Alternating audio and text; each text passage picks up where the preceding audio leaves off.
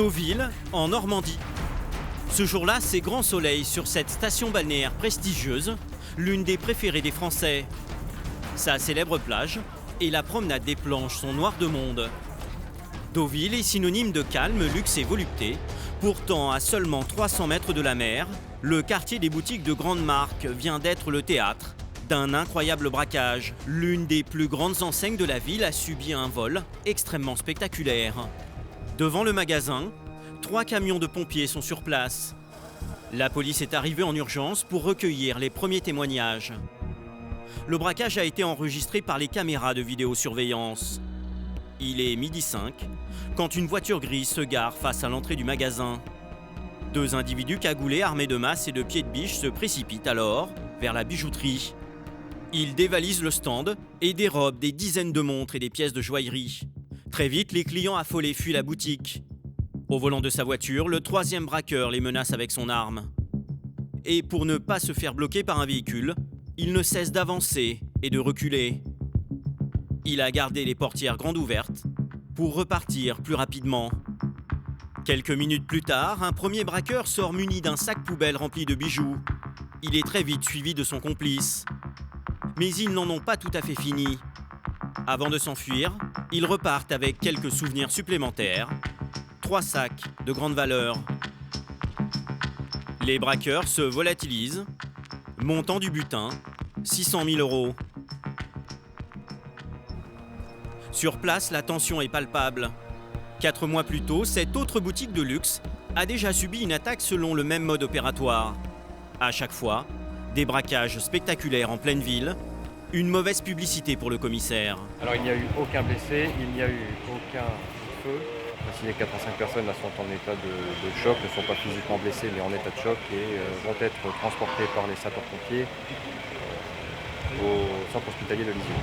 Le bruit court que ce sont les mêmes que pour le braquage du temps. Non, aucun élément ne permet de confirmer ce que nous disons. 1 heure après le braquage, le véhicule sera retrouvé carbonisé sur les hauteurs du Havre.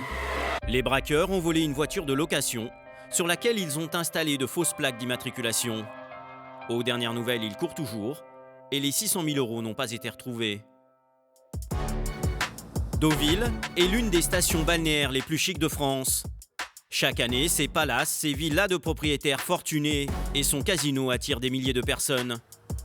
Parmi elles, les plus grandes stars de la planète qui viennent assister au festival du cinéma américain ou voir les célèbres courses de chevaux. Dans les rues, c'est le défilé permanent des belles voitures. Alors forcément, cette population tient à sa sécurité. Deauville est réputée pour avoir l'une des délinquances les plus maîtrisées de l'Hexagone. Une image que les autorités doivent préserver, et en premier lieu, le commissaire. À 35 ans, Fabien Martorana a une 60aine de policiers sous ses ordres, qui couvrent 7 communes, dont Trouville, l'autre perle de la côte. Dans cette région, le commissaire fait appliquer la tolérance zéro à l'égard de tous les types de délinquants, du simple consommateur de stupéfiants, Montrez votre boîte à tabac. jusqu'aux voleurs de véhicules. Il y a un vol de quad apparemment. Des malfrats qui viennent souvent de l'extérieur, principalement d'Île-de-France, mais aussi des départements voisins. Ils mènent la vie dure aux policiers. Frédéric, 37 ans, est gardien de la paix. Cet ancien militaire en poste depuis 3 ans à Deauville fait la guerre aux visiteurs qui se croient tout permis. Pour l'instant, on vous a pas tutoyé, vous C'est la caméra ou quoi? C'est la caméra. Est-ce que c'est clair? Jean-Luc, lui, a travaillé pendant 15 ans dans le quartier de Pigalle à Paris. Il vient juste de prendre le commandement de la brigade de nuit. Et ici, certaines soirées sont particulièrement agitées. On arrive. Stop. Oh, stop. Vous sentez l'alcool, ça finit en ivresse. À Deauville, il arrive même à Jean-Luc de jouer les pompiers volants. Il y a le feu à côté de chez vous, ça serait bien que vous descendiez, madame. Oui, c'est la police, descendez, madame. Pour aider ces hommes de terrain et combattre les malfaiteurs qui s'attaquent à la ville, une brigade d'une dizaine d'enquêteurs est sur le pont. Abus de faiblesse, vandalisme ou encore carjacking, les fins limiers de Deauville, comme Mathieu, doivent s'adapter à tout. Monsieur, vous vous mettez là, ici. On va vous demander de rester tous immobiles et de regarder la petite lucarne là-bas. Enquête sur une région où les policiers ne laissent rien passer. En face de Deauville, voici Trouville, à droite du fleuve. La station doit sa réputation à son port de pêche et à sa plage bordée de villas du 19e. Pour se protéger des braquages et des cambriolages, la commune a investi dans la vidéosurveillance il y a 6 mois. Dans la principale rue commerçante, la mairie a installé 10 caméras. Elle filme et enregistre tout ce qui s'y passe. Et c'est Patrick, policier municipal, qui visionne ces images. Je vais vous montrer les endroits les plus sensibles de la rue des Bains. Donc là, vous avez la bijouterie et puis 2 banques qui se trouvent quasiment en face. Puis ici, vous avez également un bar tabac, donc c'est un endroit assez sensible aussi. Il y a quand même ici un rassemblement de personnes qui viennent quotidiennement et subissent quelques petites incivilités également. Grâce à ce système, une caméra a filmé un cambrioleur en pleine action. Sa cible, cet antiquaire situé au bout de la rue des Bains. Au commissariat, Mathieu, notre enquêteur, vient de récupérer cette vidéo. On y voit un individu donc, se porter à hauteur au petit matin d'une vitrine d'un antiquaire, sortir un pied de biche et casser donc, la vitrine de l'antiquaire. C'est un mode opératoire assez habituel. On voit que l'individu met quelques secondes à casser la vitrine, à mettre les objets dans son sac et à partir. Dans son sac, 7 000 € d'objets précieux. L'individu agit sans cagoule. Il repart dans cette voiture. Un complice l'attendait au coin de la rue. Un élément essentiel pour l'enquête de Mathieu. Sans l'intervention de la vidéo, on n'aurait jamais su que l'individu avait pris la fuite à bord d'un véhicule. On n'aurait forcément pas su de quel type de véhicule il s'agissait. Et donc on serait resté sur un vol simple. Là, dans ce cas-là, justement, on part sur un vol aggravé, qui est un vol en réunion, et on peut travailler pour essayer d'identifier le complice, voire les complices, on ne sait pas combien il y a d'auteurs dans le véhicule, et donc requalifier les faits. Une circonstance aggravante pour le malfaiteur. L'antiquaire de Trouville a déjà eu affaire à des kleptomanes, mais jamais à un cambrioleur aussi déterminé. Je peux vous montrer ce qui reste, que j'ai retrouvé par terre. Donc il reste 2 jetons de présence, voilà, du 19e siècle en argent. Il devait y en avoir environ 200 comme ça. Puis un peu d'argenterie, là il me reste une pauvre petite cuillère, voilà. Il ne reste que ça. Tout le reste est parti, tout le service en argent russe, les cuillères, les fourchettes. Un lot d'argenterie russe et des pièces de monnaie anciennes. 7 000 € de pertes pour l'antiquaire. Heureusement pour lui, le cambrioleur a fait preuve d'imprudence. L'individu a commis 2 erreurs. La première, c'est qu'en cassant la vitrine avec son pied de biche, il s'est coupé avec du verre. Il a donc laissé des traces de sang qui ont pu être prélevées et transmises au laboratoire et revenir donc avec un profil génétique qui correspondait à un individu. La deuxième erreur, c'est qu'il n'a pas mis de gants, donc il a laissé une trace de doigt qui est revenue avec une identification formelle du même individu. Le délinquant était déjà connu de leur service. Il était fiché et ses empreintes et son ADN enregistrés par la police. Grâce au laboratoire, Mathieu a pu facilement faire le rapprochement. Le cambrioleur, c'est ce jeune homme de 19 ans au survêtement noir. Il a été arrêté par les gendarmes du département voisin. Transféré au commissariat de Deauville, il va être auditionné ce matin. Et Mathieu ne va pas y aller par 4 chemins. Un vol a été commis rue des Bains, chez un antiquaire, début juillet. Est-ce que vous avez quelque chose à nous dire là-dessus? Oui, j'ai mis un coup de main dans la vitrine. Oui, j'y étais à 7h du matin. Oui, j'étais là. Oui, j'ai mis les coups. Le voleur avoue sans difficulté. Il sait qu'il a été filmé et il ne peut pas nier l'évidence. T'as été filmé par les caméras de vidéo sur... Ok. Les caméras, je les ai vues. C'est oui sur les caméras, je sais. Je laisse regarder tout ça. Je vais confirmer que c'est bien toi. Le collègue de Mathieu lui tend alors les photos extraites de la vidéo. L'individu s'y reconnaît et commence à donner des détails. Donc il y avait quoi comme objet par exemple? Un coffret avec de l'argenterie, des couteaux, je sais des fourchettes, cuillères. Des pièces aussi? Des petites pièces frappées à l'ancienne. Ce qui intéresse désormais notre enquêteur, c'est l'identité du complice qui l'attendait dans la voiture noire. Mais le cambrioleur ne va rien lâcher. T'es prêt à assumer tes responsabilités? D'accord? C'est ça? T'es tout seul? C'est ça? J'ai une famille derrière. Ouais, non, mais je te pose la question. Parce que c'est ça? ça, mais je laisse combien pour avoir fait ce truc-là? Un vol aggravé par la réunion. Ça, c'est un vol aggravé, ça. Oui, parce qu'il y a une réunion, vous êtes deux, c'est 5 ans. Et si tu ajoutes une autre aggravation qu'on a fait d'avoir cassé, c'est 7. Le jeune homme est prêt à endosser seul une peine de 7 ans de prison. Les enquêteurs ont toujours été persuadés qu'il mettrait la main sur lui, un habitué de Trouville. On allait forcément retomber sur lui à un moment ou un autre, sachant qu'il est SDF dans la région et qu'on connaît toutes les adresses où il peut aller et qu'on le connaît très bien. Il a donc pris la fuite dès le jour où il a commis les faits pour repartir dans sa famille. Et il a pu vivoter comme ça pendant 2 mois et il savait très bien qu'un jour il allait finir dans nos locaux. Mathieu devra encore attendre pour arrêter son complice. Si les malfaiteurs s'attaquent parfois aux boutiques dans la région, ce qui attire aussi leur convoitise, ce sont les voitures. Depuis le début de l'année, une trentaine de véhicules a été dérobée. Pour y parvenir, certains n'hésitent pas à braquer les conducteurs en plein centre de Deauville. Il y a quelques heures, un carjacking a eu lieu sur la place du marché. Voici la voiture que les malfrats ont tenté de voler, un 4x4 d'une valeur de 12 000 €. Ils ont menacé le propriétaire avec un pistolet. Mais grâce à son sang-froid, les voleurs ont échoué dans leur tentative. J'ouvre ma voiture et au moment où je monte, ils arrivent derrière moi. Au moment où je suis comme ça, je suis prêt à mettre les clés. Et à ce moment-là, il braque son arme et il me dit sors de la voiture. Et à ce moment-là, il s'est assis rapidement.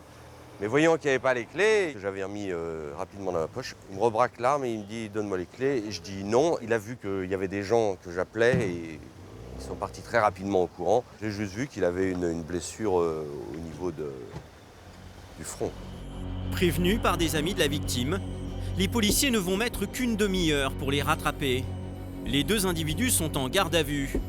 2 frères venus d'Évreux à 100 km de Deauville pour fêter les 19 ans du plus jeune. Ce matin-là, une enquêtrice va notifier ses droits au grand frère de 24 ans. Mettez vos chaussures. Quand l'aîné a été arrêté en possession de son arme, il avait près de 2 grammes d'alcool dans le sang. La policière veut vérifier s'il n'est plus ivre. Vous savez que vous êtes placé en garde à vue pour une tentative de vol de véhicule sous la menace d'une arme de poing en réunion, d'accord? Est-ce que vous souhaitez vous entretenir avec un avocat? Bah oui, parce que les proportions, ça prend pour ça. D'accord, ça prend des proportions, mais enfin bon, monsieur, Non, mais c'est je quand même comprends, pas anodin ce que vous avez fait, Ah oui, hein, moi, on je est d'accord? À un moment donné, il faut peut-être aussi prendre un petit peu ses responsabilités. Tout à fait, tout à fait. Petite signature ici, s'il vous plaît. L'alcool et la réunion, 2 circonstances aggravantes pour ce vol avec violence. Dans cette affaire, le commissariat a fait appel à Fanny, membre de la police technique et scientifique. Son rôle, photographier le lieu du carjacking, car il n'existe aucune image du vol. Contrairement à Trouville, Deauville n'a pas installé de caméra dans ses rues. Donc là, en fait, je prends depuis le lieu où était la victime pour montrer où était stationnée sa voiture, en fait, pour qu'on ait une vue d'ensemble. Le 4x4, convoité par les 2 frères, était stationné ici. Fanny photographie maintenant l'endroit par lequel ils ont pris la fuite. Ça va permettre d'expliquer, parce qu'en fait, le problème c'est que les gens du parquet, de la justice, eux ne sont pas sur les lieux. Et ils ne se déplaceront pas sur les lieux, donc en fait, il faut que nous, on leur apporte les photos pour leur montrer en fait comment les faits sont passés et pour acquérir un support visuel en fait. Les voleurs ont été arrêtés devant la gare de Deauville. Ils attendaient leur bus pour Évreux. Dans leurs affaires, les policiers ont retrouvé ce pistolet. En fait, une arme factice.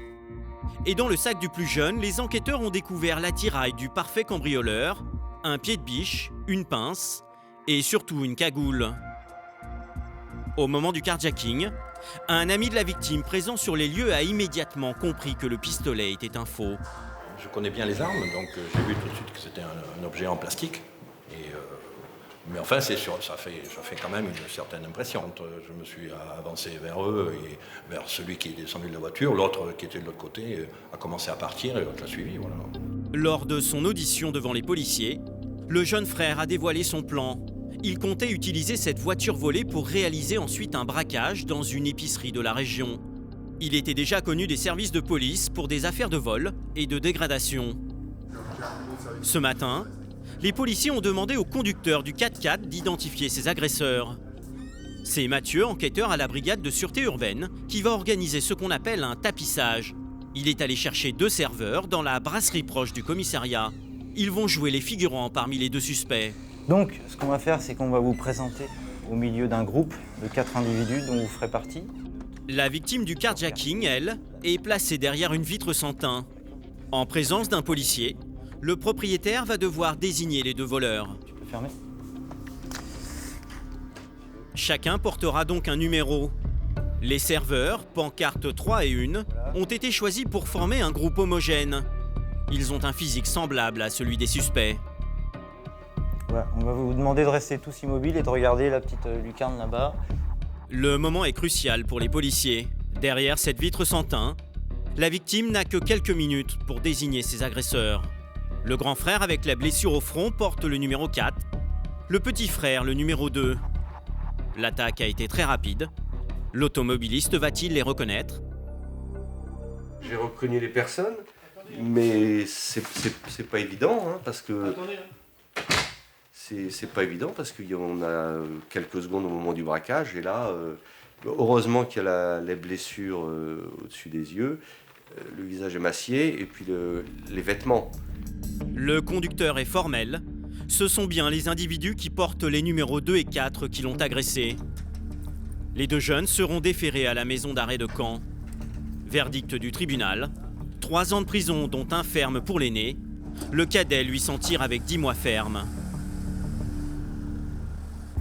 À l'image de ces deux malfaiteurs originaires d'Évreux, la plupart des délinquants qui agissent sur Deauville et ses alentours viennent de l'extérieur, des départements voisins ou de l'Île-de-France. Attirés par ces stations balnéaires chics, certains en profitent pour semer la pagaille. Notamment à l'occasion de certains feux d'artifice qui attirent beaucoup de vacanciers sur la côte normande. Dans ces moments-là, le commissariat est sur les dents et tous les effectifs sont mobilisés. 3 phases essentiellement. L'avant-feu d'artifice, à compter de 21h30, 22h. La période du feu d'artifice où là tout est assez figé. Et l'après-feu d'artifice où là ça peut éventuellement générer quelques troubles. Donc soyez vigilants et réactifs. En toutes circonstances, hein, je vous le rappelle, fermeté, c'est essentiel en cas de forte affluence. Merci, bon courage. Le premier feu d'artifice du week-end est tiré à Trouville. Dès 22h, un flot incessant de voitures converge vers la plage. 15 000 personnes assistent à l'événement. Pour l'instant, l'ambiance est bon enfant. Une fois le feu tiré, la foule se disperse calmement. Sur le port, un bal réunit les plus fêtards. Pour le moment, tout est calme, mais 1 heure plus tard, les problèmes vont commencer pour nos policiers. Jean-Luc, 44 ans, dirige la brigade de nuit. Il vient d'être muté à Deauville, après avoir passé 15 ans à Paris dans le quartier de Pigalle. Ce major de police a donc l'habitude de gérer les soirées festives et alcoolisées.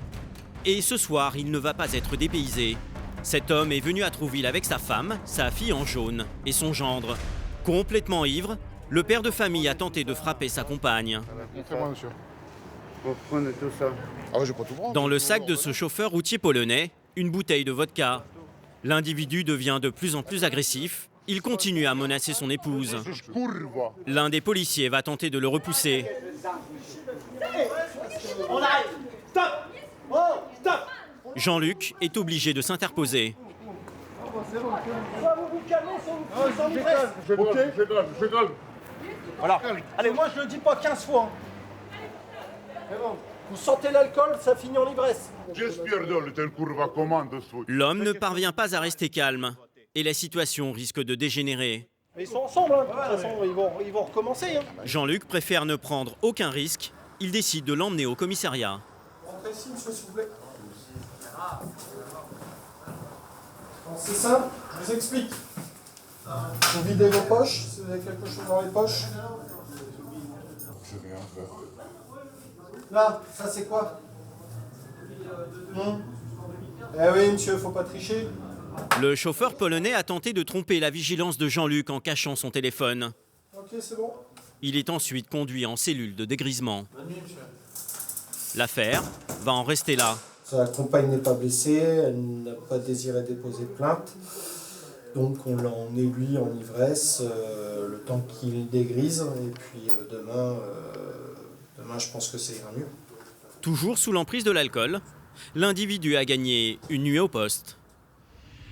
À 5 h du matin, Les choses s'accélèrent au commissariat. Frédéric, gardien de la paix depuis 3 ans à Deauville, vient de prendre son service. Très vite, il est appelé en urgence par la SNCF. Vraiment, il y aurait des jeunes qui brûleraient des palettes au niveau de la gare. Les palettes, elles sont, tu vois, au niveau des bus. En arrivant sur le parking, Frédéric et son collègue n'en croient pas leurs yeux. 3 personnes ont allumé un feu devant la gare pour se réchauffer. Bonjour messieurs. Faut éteindre. On fait pas de feu en ville, ok? Donc vous éteignez, non, c'est pas bon. Pardon? Ouais, attends, ouais. Pour Frédéric, hors de question de laisser passer ça. L'un des individus a bu beaucoup d'alcool. Frédéric le sent agressif. Il décide alors de l'isoler pour le calmer. J'ai compris, monsieur. Hein?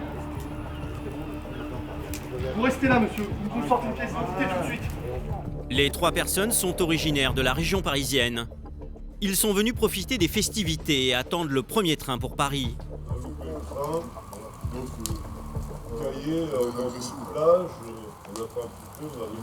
Ouais, mais on fait pas un feu comme ça dans le centre-ville, près d'un bâtiment qui risque de prendre feu.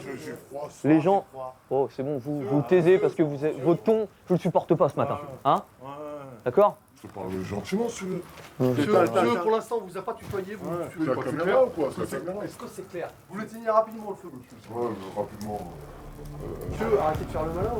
À Deauville, les policiers sont souvent confrontés à des fêtards qui traînent en ville.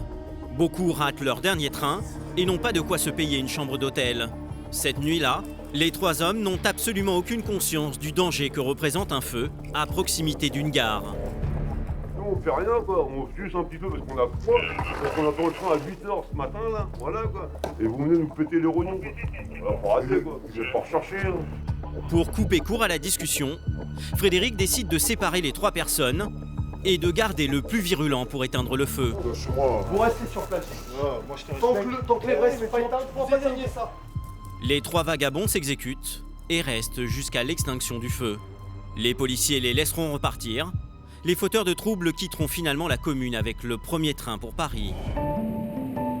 Mais nos policiers n'en ont pas fini avec les visiteurs venus s'amuser à Deauville. Quelques jours plus tard, Frédéric et ses collègues patrouillent sur la promenade des Planches. Il est 8h du matin. En ce dimanche, la plage est encore déserte, mais certains individus vont déjà donner du fil à retordre à nos policiers. Prenez note pour 2 individus indésirables. Ça se passe au niveau de la Thalasso. Coup de chance, le centre de thalassothérapie n'est qu'à quelques mètres de la plage. Frédéric et son coéquipier interviennent rapidement sur les lieux. Bonjour.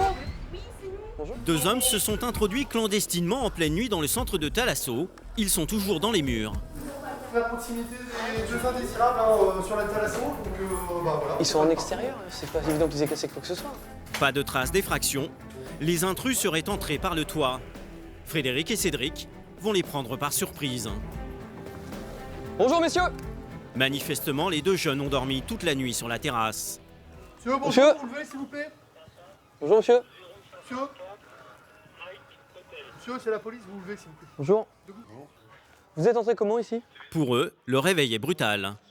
Qu'est-ce qui était ouvert? Ouais, transmettez. Ouais. La porte elle est ouverte? C'est un endroit privé ici. Mais c'est leur jour de chance. Un autre appel radio va leur sauver la mise.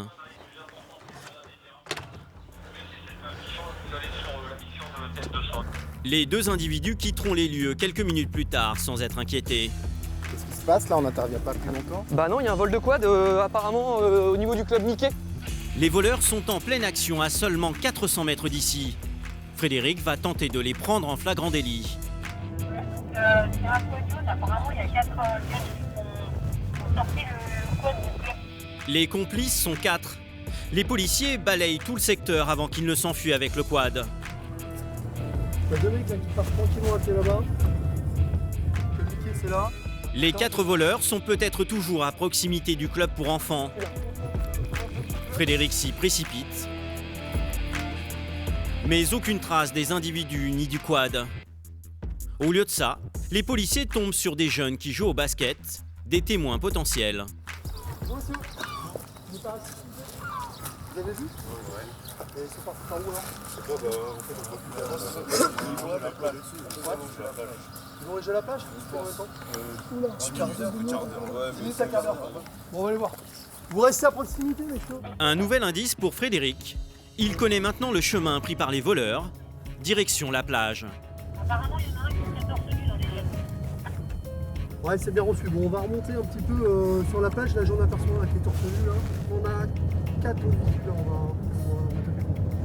Au loin, Frédéric a vu 4 jeunes qui correspondent au signalement. 4 individus, et parmi eux, l'un est bien torse nu.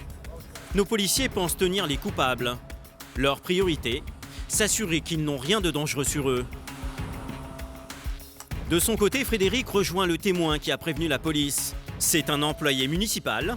Il a assisté à toute la scène du vol et est resté sur place. Donc là, concrètement, vous les avez vus essayer de pousser le quad? J'étais dans le club. Ouais, je suis censé du club week-end, mais après je vais essayer de pousser à 4, tous les 4? Mais les plus ont essayé de démarrer tout ça, mais ils ont pas essayé, ils l'ont laissé. Les voleurs ont abandonné le quad sur la plage à une centaine de mètres du club pour enfants. Avant de récupérer l'engin, Frédéric veut confirmer l'identité des voleurs présumés. Le quad, il est là-bas, là. Donc, visiblement, ils ont dû forcer. On va faire les constatations après. Pour l'instant, si on tient les auteurs, c'est déjà l'essentiel. Pour en être sûr, Frédéric fait un passage discret devant les jeunes avec l'employé municipal. Il est pas là. Notre témoin va les reconnaître formellement. Ouais, c'est eux, vous êtes sûr? Donc, ce qu'on va faire, je vais prendre votre identité. Éventuellement, si on a besoin de témoignage. Et voici ce que les 4 jeunes ont dérobé dans ce club de plage plutôt haut de gamme, un mini-quad pour enfants. Il vient d'être ramené au gérant. Ce dernier s'en est déjà fait voler plusieurs, mais en plein jour, c'est une première. Vous savez, ici, on est vandalisé en permanence, à Deauville le week-end, enfin toute l'année. Donc, c'est pas quelque chose qui m'étonne du tout. Ce qui est étonnant, c'est que ça se passe à 8h30 du matin, en plein jour, devant tout le monde. Enfin, on a eu de la chance quoi, de pouvoir le récupérer. Ça vaut combien à peu près 2500 €. Un mini-quad de 2500 €. Les jeunes ont déclaré aux policiers vouloir juste s'amuser avec. Ils n'auraient pas eu l'intention de le dérober. Mais cette bêtise va leur coûter cher. On vous interprète pour tentative de vol de quad. Ah oui, 4. Voilà. Vous êtes connu des services de police? Moi, légèrement, pour vous dire. Au regard, vous êtes connu des services de police, monsieur? Ça fait 2 ans. Pas encore? Âgés d'une vingtaine d'années, les individus sont originaires de banlieues parisiennes. Ils étaient venus passer la soirée au casino de Deauville. Les policiers vont faire preuve de beaucoup de sévérité à leur égard en les plaçant en garde à vue. Les jeunes seront même jugés pour vol en réunion. L'un d'entre eux avait déjà un casier judiciaire. Il a donc écopé de 2 mois fermes. Mais ce sont aussi parfois des jeunes du coin qui compliquent la tâche des policiers. Sur les hauteurs de Trouville, un bâtiment public a été complètement dévasté en moins de 6 mois par une dizaine d'adolescents de la région. Il s'agit d'un ancien hôpital de cardiologie qui va bientôt être vendu à un promoteur immobilier. Il doit être transformé en logement et vient encore d'être vandalisé. C'est Sandra qui mène l'enquête. Elle est spécialisée dans les affaires de mineurs. Ce jour-là, Sandra va découvrir l'étendue des dégâts laissés par la dernière visite des jeunes. Regardez les vitres. Ouais, il y en a qui ont pété l'extérieur, d'autres qui ont pété à l'intérieur. Voilà. Sandra est accompagnée du directeur de l'hôpital. Ça sent le brûlé encore, hein? Ouais. C'est là. Voilà. Là, c'est l'incendie. C'était au mois d'avril, fin avril. Donc des individus qui ont fait un amas de papier qu'ils ont pu trouver à droite à gauche dans l'hôpital. Et ils ont mis le feu. Un incendie il y a 3 mois, et cette fois-ci, des dégradations très importantes. L'ancien centre de cardiologie de Trouville a été complètement mis à sac. Sandra n'en revient pas. Donc tu peux constater l'ampleur des dégâts. C'est un défouloir en fait. Voilà. C'est même surprenant qu'ils ne se soient pas blessés avec toutes les vitres qu'ils ont cassées.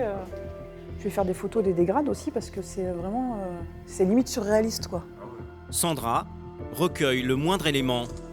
Vitres cassées, matériel vandalisé. Les jeunes s'en sont donnés à cœur joie. Le préjudice est estimé à plusieurs centaines de milliers d'euros. Plusieurs fois, on a été appelés pour des jeunes, apparemment des mineurs entre 13 et 15 ans, qui étaient dans l'hôpital et qui se chargeaient allègrement de dégrader et taguer, quoi. Et là, le 1er juillet, où il y a eu toutes ces dégradations, là, les vitres cassées, les collègues ont attrapé un des jeunes qui se trouvait à l'intérieur. Le collégien interpellé a mis Sandra sur une piste sérieuse qu'elle veut aujourd'hui confirmer. Vous en avez constaté, vous, des tags déjà? Pendant son audition, l'adolescent a orienté Sandra vers les graffitis de ses camarades. Notre enquêtrice recherche le pseudo d'un des vandales tagués sur les murs. Il serait également l'un des auteurs de l'incendie. Elle veut remonter jusqu'à sa véritable identité. Il y a des signatures aussi ou pas? Juste derrière, regarde là. C'est exactement ce qu'il me fallait. Sur place, le surnom derrière lequel se cache l'un des principaux responsables. Dans sa recherche, Sandra va découvrir que les jeunes ont laissé un souvenir à l'attention de la police. On a une spéciale dédicace. On pense à nous régulièrement, ça nous touche le cœur directement, voilà. Bah oui. Les adolescents ont ainsi tenu à marquer leur passage. Non mais il y en a partout. Hein. Le bâtiment était fermé, mais les intrus ont trouvé un moyen d'y pénétrer. Le directeur de l'hôpital est persuadé qu'ils ont utilisé la terrasse pour rentrer dans l'édifice. Ils montent là, les escalades là, et puis ils arrivent à s'accrocher ici. L'escalier, la petite terrasse, hein, et ensuite ils montent sur ce toit. Et il y a encore les bombes qui ont servi à réaliser les tags qui sont là. Ce qui est inquiétant, c'est de voir des jeunes inconscients, de faire autant de dégâts, prenant des risques, pouvant se blesser, mortellement peut-être même. Comme ce bâtiment est public, si un jeune se blesse, c'est la responsabilité de l'État qui sera engagée. Sandra a maintenant glané suffisamment de preuves. Prochaine étape pour elle, identifier et auditionner les jeunes qui seraient derrière ces destructions et mettre la main sur le présumé auteur de l'incendie. Elle s'est donné quelques semaines pour réussir. Les policiers font aussi la chasse aux petits délits et aux incivilités. Deauville a une image de marque à préserver. Alors ici, c'est tolérance zéro, notamment en matière de stupéfiants. Patrick et Michael sont arrivés de Caen en renfort. L'une de leurs missions, veiller à ce que le cannabis n'ait pas sa place sur les plages de la côte. On vient faire une patrouille sur la plage pour contrôler un peu tout ce qui est l'alcool sur la plage, s'il y a de la consommation de produits stupéfiants. Pendant ce week-end, Patrick et Michael vont sillonner en civil la plage de Trouville. Pour éviter que les policiers ne soient démasqués, nous les suivons en caméra discrète. Sur le sable, ils tentent de repérer des fumeurs de cannabis. Là, vous cherchez surtout les groupes Ouais, ou non, pas forcément, juste quelqu'un qui consomme ou qui est en train de confectionner. Alors, soit ils sont sur le ventre, soit ils sont assis, la main en cuillère, en train d'émietter. Et rapidement, Patrick aperçoit un jeune en train d'émietter de la résine de cannabis dans sa main. Il alerte aussitôt son collègue. Là, je crois qu'il est en train de rouler, le monsieur qui est de dos. Pour constater le flagrant délit, les policiers vont patienter jusqu'à ce que l'individu allume son joint. Là, c'est bon. Patrick et Michael s'avancent discrètement et tombent non pas sur un, mais sur deux consommateurs de cannabis. Vous fumez également la même chose? Est-ce que vous avez d'autres matières stupéfiantes sur vous? Et le petit bout que vous avez remis par là? Le petit bout? Oui, ça fait beaucoup d'infractions, consommation de produits stupéfiants. L'alcool sur la plage est également interdit. Ah oui. Les deux jeunes étaient carrément en train de fumer en famille à côté de leur mère. Patrick a immédiatement confisqué les joints et il est persuadé qu'ils ont encore de la drogue sur eux. Et les feuilles, tout ça, c'est où? Les feuilles, c'était des petites et on s'en sert pour faire dérouler. Vous montrez votre boîte à tabac. La famille est originaire du département limitrophe. Ils sont venus à Trouville pour la journée. Vous êtes majeur, mineur? Majeur. Majeur? Non, moi je suis sa mère. Il n'a pas son portefeuille sur lui. Donc. Et ça, c'est la petite sœur? Oui. Non, ça, c'est votre fille. Un bel exemple, hein. Patrick réprimande toute la petite famille. Mais les deux garçons ne voient pas où est le problème. Ils s'étonnent même de la sévérité du contrôle. Et même pour un joint, normalement... bah oui. Normalement, c'est vraiment limité. C'est des consignes quoi? Non. Ah ouais? Les consignes sur Deauville, Trouville, c'est tolérance zéro. Ah, c'est vraiment 0-0. C'est bon, ouais, pour éviter tout débordement.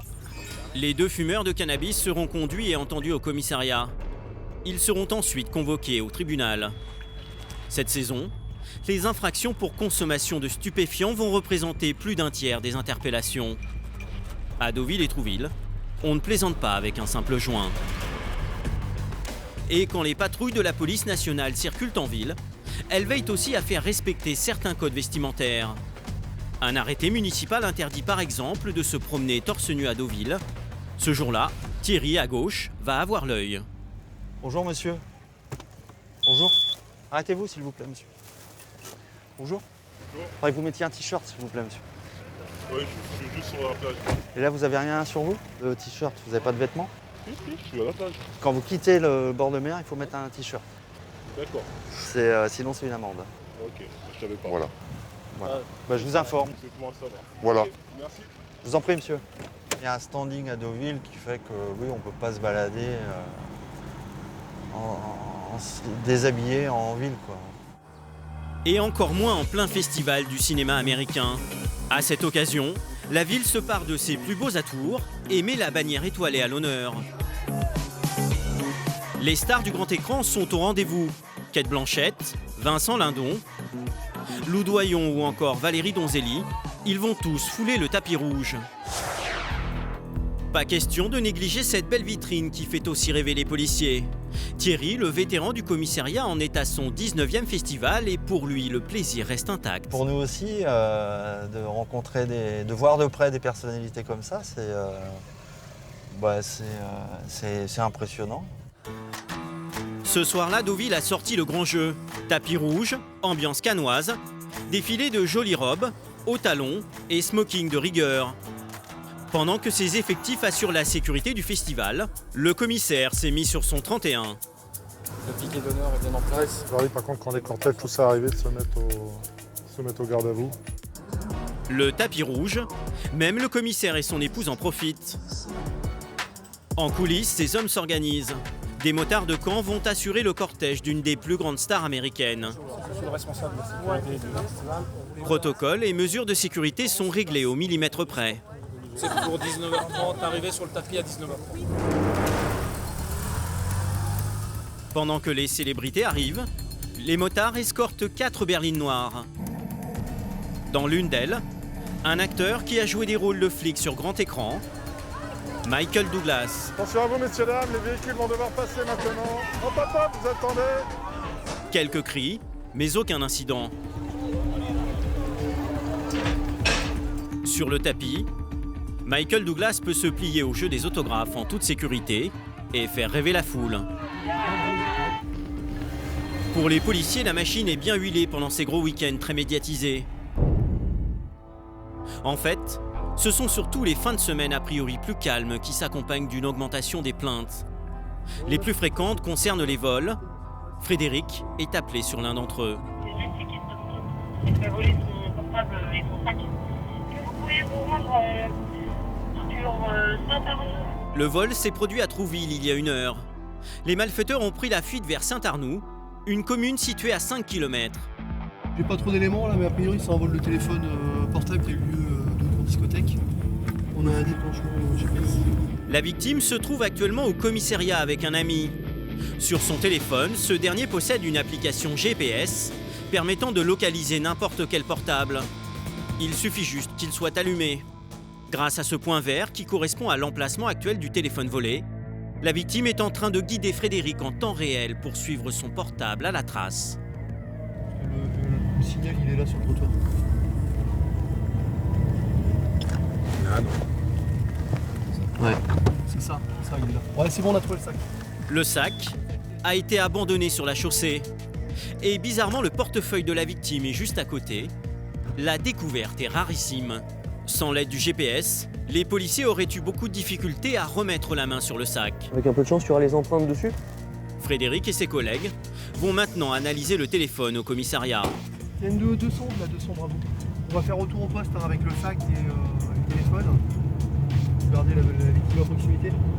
Priorité pour Frédéric, retrouver d'éventuelles empreintes sur le portable à l'aide d'une poudre et d'un film transparent autocollant. C'est que c'est un écran noir, donc c'est difficile. J'ai pas vu grand chose. La plupart du temps, maintenant, ils sont avancés. Non, j'ai rien. Sans empreinte, aucune chance d'interpeller les voleurs. Les policiers n'ont même pas leur signalement. Au commissariat, la victime va pouvoir récupérer son téléphone. J'ai fait une recherche d'empreintes sur le téléphone, on n'a rien trouvé. Vous vérifiez qu'il fonctionne. nous étions en boîte de nuit, on avait laissé le sac au vestiaire et mon ami qui avait le ticket du vestiaire l'a perdu. Il a dû être récupéré par une personne. La personne l'a pris à récupérer le sac. Dans son sac, miracle. Carte bancaire, chéquier, cash, il ne manque rien, enfin presque. Donc 2 € et quelques centimes et du maquillage. Vous pouvez aller vous maquillage parce que ça c'est rare. Un tel cas de figure n'était encore jamais arrivé à Frédéric. La jeune fille a eu beaucoup de chance. Quelques semaines plus tard, nous retrouvons Sandra. Son enquête sur les dégradations de l'hôpital touche à sa fin. Elle a fini par trouver les noms des auteurs des faits. Ils sont tous mineurs et pour la plupart résident à Trouville. À force de recoupement, Sandra a surtout réussi à identifier le jeune qui avait tagué son surnom sur les murs de l'hôpital. Le lien, on l'a fait avec l'école. Parce que les gamins qu'on a entendus nous disaient qu'il était scolarisé dans un collège de la circonscription. Donc je me suis rapprochée de ce collège. Et quand j'ai évoqué ce surnom, on m'a dit « Ah, mais oui, mais c'est pas son nom c'est celui-là ». J'ai pu obtenir un trombinoscope d'une classe et on a présenté ça au témoin qui nous a dit « Ah bah tiens, c'est lui, je le reconnais formellement, je l'ai vu dans l'hôpital ». Parmi les jeunes qu'elle a auditionnés, l'un d'entre eux a sérieusement mis en cause l'auteur du fameux tag. Lors de son audition, il a fait des révélations. Il avait entendu un des jeunes qu'on va entendre ce matin qui s'était vanté d'avoir mis le feu dans l'hôpital de Trouville. Sandra a convoqué l'adolescent. Elle va le cuisiner sur ses responsabilités dans l'incendie et les dégradations. Tu as une idée de la raison pour laquelle tu es là ? Ouais. Tu es là pourquoi alors ? Pour lancer l'hôpital de Trouville. Donc qu'est-ce que tu peux me dire toi sur l'incendie ? L'incendie ? Ouais.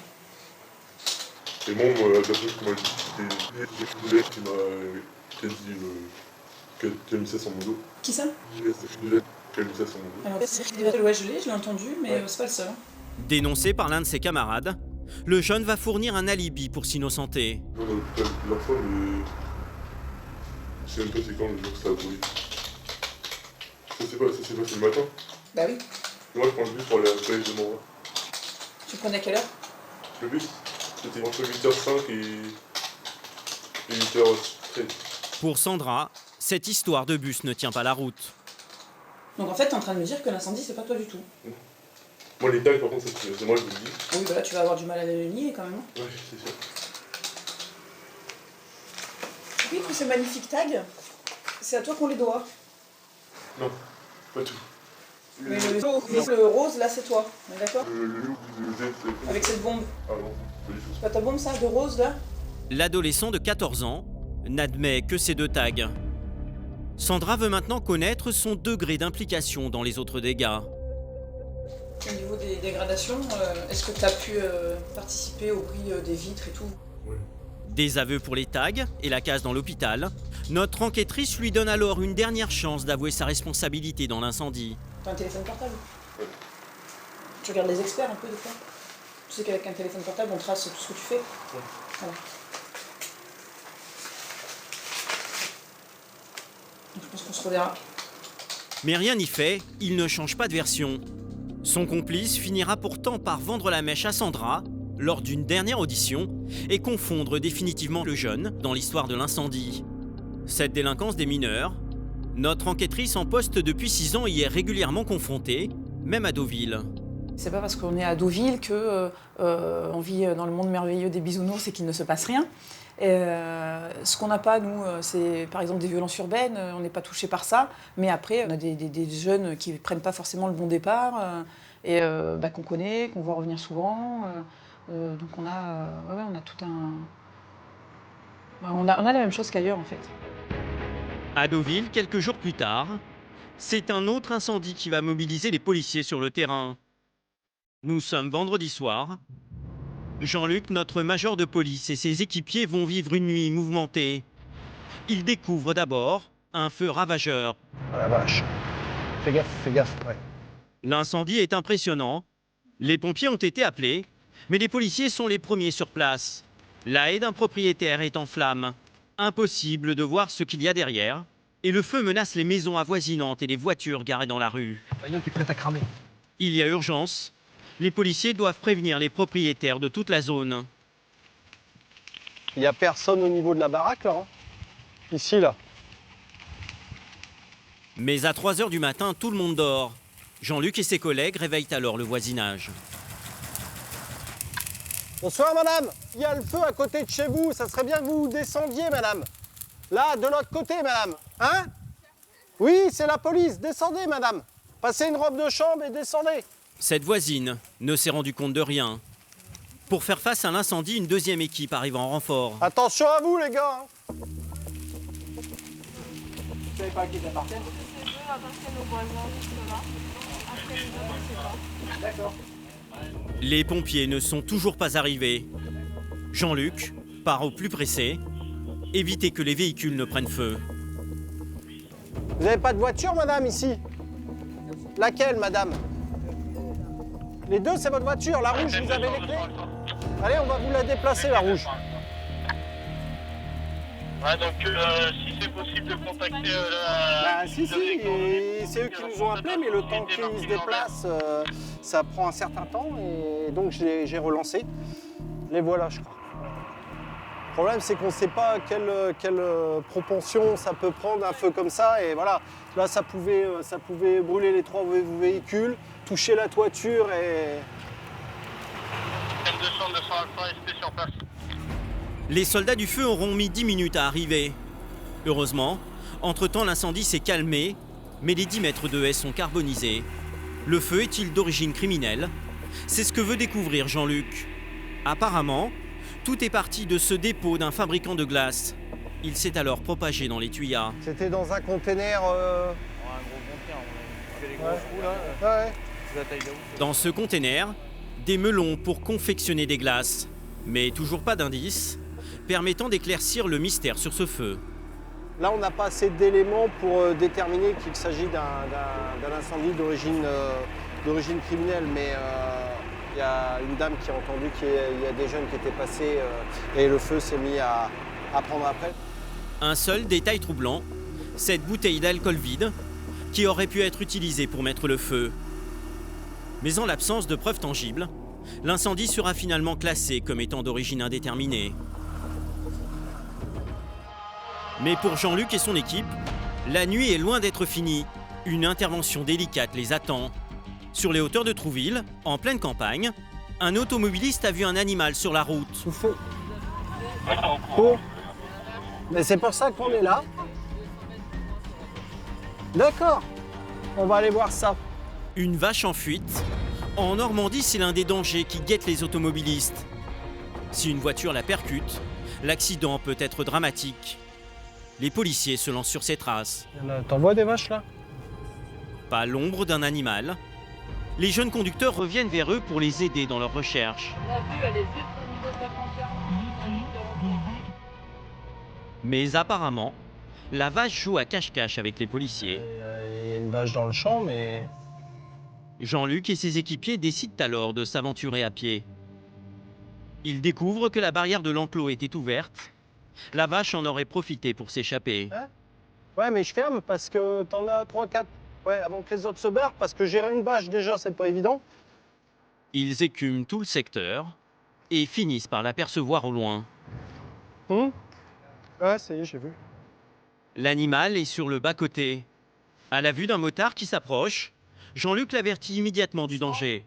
Attention, il y a une vache en divagation. Alors, roulez doucement, elle est là, qu'elle traverse pas. En découvrant la vache, Jean-Luc va avoir une sacrée surprise. C'est un taureau, c'est pas une vache, hein. Un taureau de 500 kilos. Pour Jean-Luc, ici, c'est une première. Lors de ses années à la brigade de nuit de Pigalle, il n'avait pas vraiment le même genre d'intervention. C'est un taureau, ça. C'est balèze. Oui, c'est pour ça que j'ai l'impression que c'est un taureau. Un taureau... Ça vous change de Pigalle. Oui. Allez, chut, chut. Allez, Léo, va au champ, essayez d'ouvrir. Chut. Heureusement que je regarde L'amour est dans le pré de temps en temps. Allez. Avec leur lampe torche, ils tentent de guider le taureau vers le champ. La bête est impressionnante. Au loin, le collègue de Jean-Luc va avoir le bon réflexe. Après avoir ouvert l'enclos, il va taper du pied sur la route pour lui faire peur. L'animal rentre immédiatement au bercail.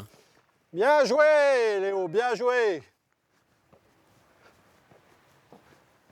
Ouais, c'est un beau taureau, hein. Belle bête. Ouais, mission accomplie. T'as bien refermé? Hey, bravo, bravo. J'ai vu ce...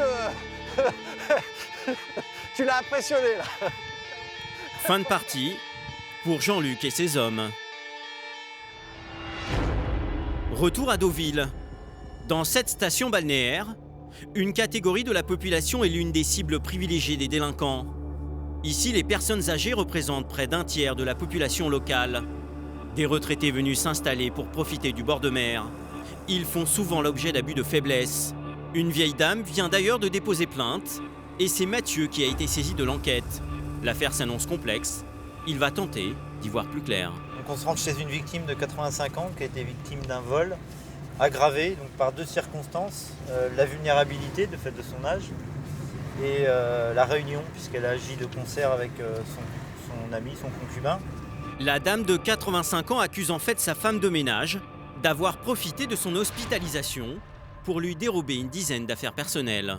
Il arrive souvent effectivement que des aides ménagères profitent de la vulnérabilité des personnes qui les emploient, puisqu'elles ont souvent en procuration, elles ont souvent les clés des domiciles et elles ont la confiance aussi de ces personnes, donc c'est plus facile pour elles d'abuser de leur confiance. La victime est en maison de retraite.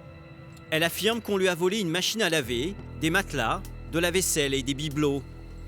Mathieu et son collègue doivent l'interroger pour juger du sérieux de l'accusation. C'est la police. La vieille dame s'est aperçue de la disparition de ses biens grâce à sa fille qui était passée chez elle. Quand elle est rentrée, elle a vu les tiroirs ouverts. Bon, elle a dit qu'il y a eu un cambriolage. D'accord. C'était ma femme de ménage. J'espère récupérer quelque chose quand même. Oui. Surtout la machine à laver. C'est quoi comme marque, madame, cette machine à laver? Je ne me rappelle plus. C'est un hublot? Non, pas hublot. Couvert. D'accord. J'ai demandé qu'est-ce qu'elle avait fait de ci, de ça. Bah, c'est chez moi, c'est chez moi. Voilà, c'est tout. Mais est-ce que vous lui avez demandé de me les rendre? Oui. Alors? Oui, bah, elle n'a pas répondu. D'accord. Et depuis, pas de nouvelles? Non. Plus de nouvelles. Pour Mathieu, le témoignage de la victime est donc parfaitement crédible. On avait des incertitudes, voilà. On a estompé tout ça. Comme quoi? Bah, sur la situation actuelle, sur l'état de santé aussi de madame, sur le fait qu'elle ait toute sa tête ou pas. Une quinzaine de jours après, elle se souvient toujours de ce qu'on lui a volé. Donc a priori, il n'y a pas de raison de penser que ce soit une invention de son esprit. Le lendemain, Mathieu décide de rendre une visite surprise à la femme de ménage. Il espère récupérer les objets volés et coup de chance. Et voilà, et on a une dame qui se présente à nous là qui je pense va nous aider. Bonjour madame. Il tombe nez à nez avec la femme de ménage qui sort de chez elle. C'est la police ça. Ah attendez, vous êtes madame Bonjour. Mais pourquoi? Pas rentrer 2 minutes? Elle ne semble pas surprise de voir arriver les policiers. On vient par rapport à madame. Rentrez, j'ai rien. L'aide ménagère sait parfaitement ce qu'on lui reproche. Pour prouver sa bonne foi, elle invite même les enquêteurs à l'intérieur. Ça m'appartient. Elle conduit Mathieu jusqu'à sa salle de bain où se trouve une machine à laver. Mais celle-ci possède un hublot, rien à voir avec celle de son ancienne patronne. Mathieu a encore des doutes, alors il revient à la charge. Ça m'appartient, ça a été acheté. L'ensemble des objets que vous avez eus pendant un moment qui appartenaient à madame aujourd'hui. Ça. Qui étaient là. Moi, tout ce que j'ai là, j'ai récupéré, j'avais tout acheté. Et la machine a été volée. J'ai résumé. Mais j'ai pas, moi, la machine. Non mais elle a été volée la machine, c'est ce que vous me dites? Je crois, parce que moi, j'avais mis dehors et puis je l'ai pas Vous retrouvé. l'avez mis dehors? La femme de ménage fait tout pour prouver à Mathieu qu'elle est digne de confiance. Je n'ai pas pris ses bijoux en or, elle avait beaucoup de bijoux en or. J'ai rendu les papiers de la banque et tout, j'ai tout rendu à sa fille. Mathieu décide tout de même de l'auditionner. Vous allez venir avec nous nous expliquer tout ça? Où? Bah, au commissariat. Ah non, je sais pas. Ah bah si madame. Il va falloir, madame. Il va falloir vous expliquer. Tout ça. Je vous explique, hein, vous faites l'objet d'une plainte déposée par la victime. Donc forcément, il faut fermer les portes. j'allais avec vous. J'allais que je rembourse la machine, je veux bien, mais je sais pas. Ok, allez, c'est parti. Ce qu'on a constaté, c'est que l'élément essentiel, la pièce maîtresse de la machine à laver, n'était pas là. Après, pour le reste, c'est difficile à dire, vu le nombre de bibelots qui est à l'intérieur. Direction, le commissariat. Une fois sur place, l'aide ménagère va changer de version. Mathieu la confronte à la liste des objets volés et elle finit par admettre que certains sont en sa possession. Je vais vous énumérer les biens. Et vous allez me dire ce que vous avez eu ou ce que vous avez toujours. D'accord? La plante verte. Ah ben dehors. Chez vous, dehors? Oui, avec le petit cactus. Des vases. D'accord. Ok. Donc chez vous, pour résumer, plante verte, cactus, vase, téléphone. Voilà. Mais Mathieu veut retrouver l'intégralité des objets. Au fil de l'interrogatoire, il va la conduire à donner son complice. Un lit d'une personne avec un matelas neuf. Oh merde. Donc chez Mérion, une machine à laver, un lit, un matelas, un dessus le lit. Va me tirer les cheveux, là. Son complice aurait la fameuse machine à laver en sa possession. L'homme serait son compagnon. Malgré ses aveux, elle plaide toujours non coupable. Est-ce que vous reconnaissez le vol, madame Argent? Aucun vol. Moi, je les ai pris, après, c'est tout. Bon, je sais, c'est une dame qui a un certain âge et tout, mais elle me doit des heures qu'elle m'a jamais payé, que j'ai jamais réclamé. Avec ses heures de ménage chez la vieille dame, elle ne gagnait que 340 € par mois. Elle s'est donc autorisée quelques petites compensations. Bon, j'ai gardé des trucs que je vais lui rendre, mais je lui ai jamais rien volé de ma vie. C'est tout. On n'est pas vraiment dans du vol. Il y a peut-être des objets qui ont été pris par la mise en cause sans l'autorisation de la victime, mais il y a d'autres objets qui ont été remis volontairement par la victime à la mise en cause, dans le cadre de prêts, ou on a aussi des plantes qui ont été prises par la mise en cause pour rendre service à la victime. Donc c'est bien ce qu'on pensait, c'est pas une affaire qui est aussi carrée que ce qu'il peut y avoir dans la plainte. De retour chez l'aide ménagère, Mathieu et son collègue vont tout récupérer sans difficulté. Le vase? Ça, là. D'accord. Un vase, un téléphone, un peu de vaisselle. La perquisition touche à sa fin. La plante verte et cactus, madame. Prenez-les, c'est dehors. Dans la foulée, les policiers se rendent au domicile du complice pour se faire remettre la machine à laver. Là encore, l'homme n'a opposé aucune résistance. Mathieu et son collègue se transforment alors en déménageurs. Ils ont même retrouvé le lit appartenant à la dame de 85 ans. Elle l'avait payé 150 €. On a quand même des aveux des deux auteurs et puis on a récupéré le butin. Donc forcément, la mission est accomplie. Le lendemain, le juge décidera de classer l'affaire sans suite, le vol n'étant pas assez caractérisé. Cette année encore, grâce à plus de 500 interpellations, les autorités ont préservé la tranquillité des lieux. Grâce à leurs efforts, les policiers de Deauville ont réussi à maintenir un taux de délinquance bien inférieur à celui de la plupart des villes de France.